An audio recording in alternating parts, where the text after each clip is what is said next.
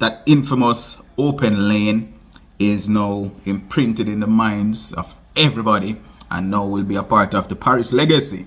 Welcome back to another video. Welcome back to Write the Narrative, where it's okay to be curious. Like and share, subscribe with that notification bell for future video uploads, and drop your comments. We're almost halfway through the Paris Olympic Games, and oh boy, this one seems like it is filled with all kind of controversies. This probably will go down as the worst Olympics for Jamaicans. For some people this will be fine, but for Jamaicans this probably will be one of the worst opening ceremony. From the opening ceremony being not PG friendly, to the athletes not being showcased properly, to the harsh living conditions, big name athletes being pulled at critical moment from their respected events, from athletes being barred from entering the training ground, to Jamaica not competing at the level that they usually does. So one thing that will always stand out for a lot of people is Shelly and Fraser-Pryce in her final Olympics. She announced that it will be her final Olympics. She did not get to participate. She had a very good opening heat. Everybody thought that, all right, Shelly is now the best chance for Jamaica to get a medal at these Olympic Games. However, it wasn't to be. When she pulled up to the training ground, they denied access to the training ground. Not just Shelly and Fraser-Pryce, but she was one of those athletes who got denied access. As a result, she had to take a long route walking to the training ground. Ultimately, she did not get enough training in, but she also sustained injury during training for the semifinals. As a result, she did not get to participate. But the problem with that is that she got pulled. We just know that she's not going to participate. No information surrounding it. And we saw little snippets of videos circulating on the internet saying that she got barred. So at one point we were wondering, is it that she got barred or is it that she's injured? Seeing that she's a professional of over 20 years, she has almost 2 decades of being a professional athlete. We were concerned that it must be an injury, because a professional athlete would find a way to compete. Ultimately, it turned out to be a hamstring injury. Now, this sucked the momentum out of the Jamaican camp, because we are expecting, and we would have expected, medals in the sprints. 100-meter women is usually one of our surest medal. Shelly and Fraser-Pryce not being there, that removed opportunity for us to medal. Tia Clayton, she was there and she ran her heart out. She did her very best in the semifinals. She had a 10:89 run, winning that semifinals, and she looked good. But in the finals, it wasn't to be. Shelly and Fraser-Pryce didn't run. That infamous open lane is now imprinted in the minds of everybody and now will be a part of the Paris legacy. As I said before, Paris is shaping out to be Paris Olympics 2024 is shaping out to be one of the worst Olympics for Jamaicans, and this might be for others as well.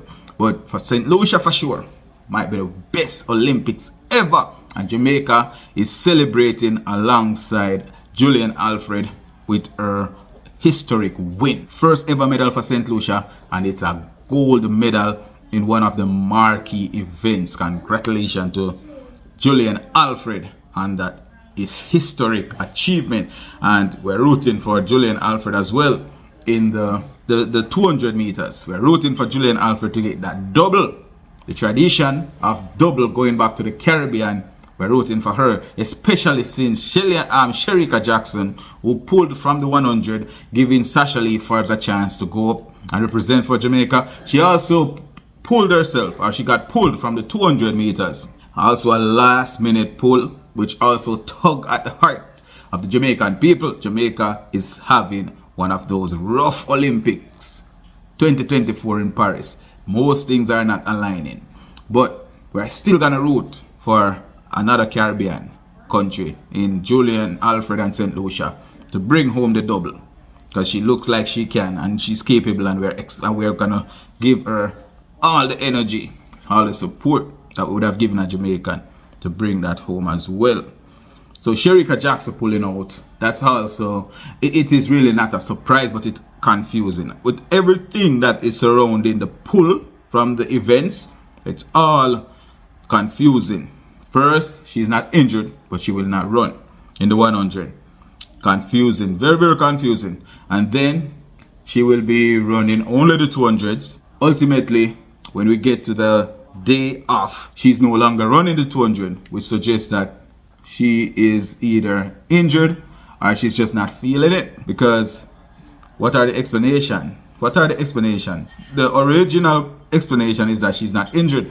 What does this mean for the Jamaicans' projection or prediction for medals? Originally, the prediction was that Jamaica would have medaled in the 200 meter for women, whether it's a first or a second or a third, they would have medal. Originally also, the prediction was that Jamaica would have medal in the 100 meter, first, second or third, it doesn't matter, they would have medal. So right now, 2 medals through the door, maybe 3 or maybe 4. Traditional Jamaica medal heavily in those sprint events. Now, another medal that get affected by the pull of these 2 ladies is the 4x1 relays. Will these ladies be available? And if they are available for the 4x1 relays, this would even cause more controversy. Because how were you not ready for the flat event, but you are good for the relays? Jamaica is definitely having the worst Olympics in a very long time. Now this can be seen as a regroup, a resurgence. Jamaica will have to go back to the drawing board after this Olympics, look where the problems are, and come back full force. Or could this be the changing of the guard? Jamaica time has expired and they'll have to figure it out the same way how other sports, the dynasty lives on. The dynasty got built and get destroyed. It could be what's happening with Jamaica. We don't know. But the field events in Jamaica, it's looking good still. We got 2 medals from the field events, 1 in the shot put male and 1 in the triple jump female. Silver from the triple jump female, bronze from the shot put male. We still have some field events that Jamaica could do well in. We still have the 200 meters, 2 ladies representing for Jamaica. It may not be enough. Shericka Jackson did not pull early from that 200 to give somebody else an opportunity to represent for her. But it could be that it also could be that Jamaica do not have a replacement for Shericka Jackson in the 200. A lot of things that is going wrong for Jamaica at this time. And I want to pivot here and say that. Remember in 2021 when Jamaica swept at the Olympics, Elaine Thompson for the gold, Shelley for the silver, and Shericka for the bronze. Jamaica did not appreciate the position that they had in the world at that time. They did not appreciate what they were doing. And as a result, Jamaica imploded this Olympics after sweeping, and these ladies are still top-notch athletes.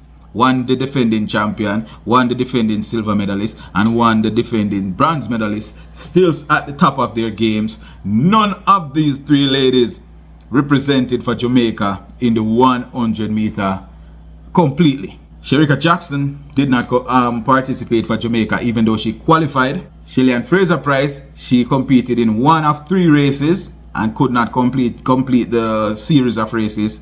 And Elaine Thompson had to pull out of the Olympics, could not compete at all. This suggests that Jamaica will have to find themselves. They need to look deep within and see where the problem is.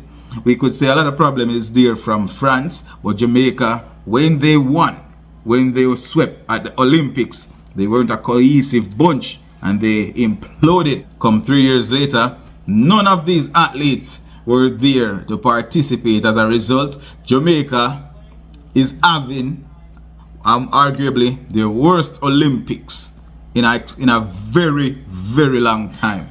Even though the environment may have been chaotic because athletes are concerned about the heat in the rooms, Paris did not provide the most comfortable accommodation. But it could be that all athletes are experiencing the similar adversities.